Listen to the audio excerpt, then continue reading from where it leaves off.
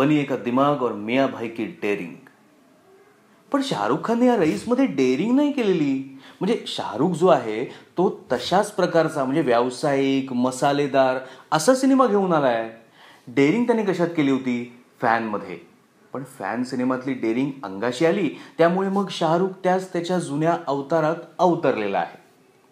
आता हा जो रईस आहे तो दाऊदचा हस्तक अब्दुल लतीफच्या आयुष्यावर आधारित आहे का ते आपल्याला माहित नाही. पण जगप्रसिद्ध टीव्ही सिरीज नार्कोज, त्या नार्कोजमधल्या पाब्लो एस्कोबारची हा कॉपी वाटू शकेल. म्हणजे काही सीन्स असे आहेत की ते नार्कोजवरनं उचललेत की काय असं वाटू शकतं. बरं, आणखीन एक गोष्ट म्हणजे हा जो रईस आहे ना त्याला गॉडफादर करायचा की रॉबिन हुड करायचा याच्याबद्दल सुद्धा थोडंसं कन्फ्युजन वाटतं. आणखीन जाऊ दे ना, मी कशाला एवढा विचार करतोय. मी तुम्हाला आधीच सांगितलं की नाही, हा तद्दन व्यावसायिक आणि मसालेदार चित्रपट आहे.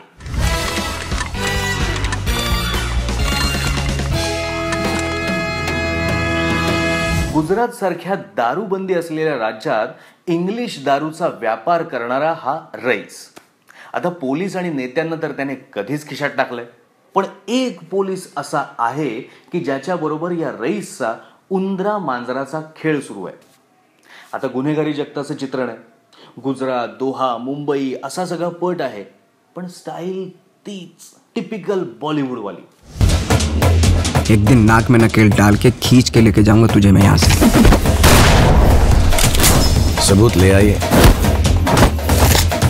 ले जाइए. म्हणजे खरं तर आता रईस, त्याचे दुश्मन, त्यांच्याबरोबरचे रईसचे डावपेच, दारूच्या धंद्यातल्या खाचाखोचा या सगळ्याचा खोलवर विचार करण्याचे कष्ट कोणी घेतलेलेच नाहीयेत. उलट या सिनेमात मेलोड्रामा आहे, आयटम सॉन्ग आहे, 10 तगड्या गुंडांना लोळवणारा हिरो तो तर आहेच, स्टिरियोटाईप राजकारणी सुद्धा आहेत. आता परझानियासारखा सिनेमा करणाऱ्या राहुल ढोलकियाकडून तरी अशी अपेक्षा नव्हती ना. पण खरं आश्चर्य वाटतं ते शाहरुख खानचं. आता बॉलिवूडमध्ये एवढे नवीन प्रवाह येत आहेत. दंगल, पिंक अशा सिनेमांना प्रेक्षकांचा प्रतिसाद मिळतोय. पण हा बदल शाहरुखच्या लक्षात येऊ नये.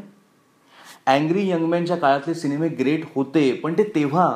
तसेच आणि तशाच स्टाईलचे सिनेमे जर आत्ता बनवले तर ते आजच्या प्रेक्षकाला आवडणार आहेत का याचा विचार शाहरुख खान आणि निर्माता फरहान अख्तर यांनी केलाच नसेल.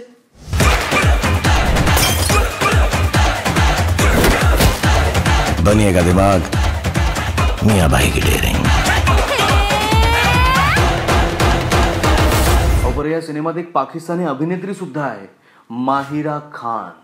बापरे, ती प्रचंड सामान्य अभिनेत्री आहे. म्हणजे मी अतिशयोक्ती करत नाहीये, पण मख्खपणा या शब्दाला नवीन समानार्थी शब्द मिळालाय, माहिरा खान. अहो, एका सीनमध्ये तर खुद्द शाहरुख खानच तिला म्हणतो, भर सिनेमात, कुछ देर के लिए मुझे अकेला छोड़ दो. माझी मिमिक्री जाऊ दे, पण भावना लक्षात घ्या. त्या माहिराचं जाऊ दे, खरा हिरा कोण आहे सिनेमामध्ये? नवाजुद्दीन सिद्दीकी. म्हणजे शाहरुखच्या फॅन्सची माफी मागून मी एवढंच सांगेन, काही सीन्समध्ये नवाजने शाहरुखला खाल्लाय. आणि नवाजचा जो एंट्री सीन आहे ना, कमाल. म्हणजे या सिनेमातला सगळ्यात बेस्ट सीन तोच म्हणायला लागेल. बाकी सिनेमात अतुल कुलकर्णी आणि उदय टिकेकर यांच्याही महत्त्वाच्या भूमिका आहेत. आणि लहानपणीच्या शाहरुखच्या भूमिकेत आहे आपल्या मराठीतल्या हाफ तिकीटमधला शुभम मोरे. बाकी या सिनेमात गाणी नको तेवढी आणि मध्ये येऊन त्रास देणारी आहेत.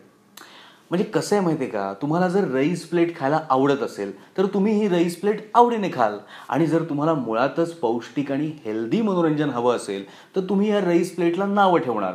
इतकं साधं आहे ते.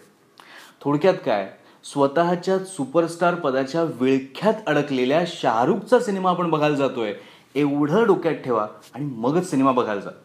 मी तरी या रईसला देतोय 2 पॉपकॉर्न. आता शाहरुखचा हा सिनेमा किती कोटी कमवेल ते तर आपल्याला माहिती नाही, पण तुम्ही आम्हाला रईस बनवू शकता. म्हणजे त्यासाठी तुम्हाला फक्त आमचे व्हिडिओज लाईक करायचे, त्याच्यावर कमेंट टाकायचे, ते जास्तीत जास्त शेअर करायचे आणि आमचा हा अद्भुत चॅनल सबस्क्राईब करायचा, बस.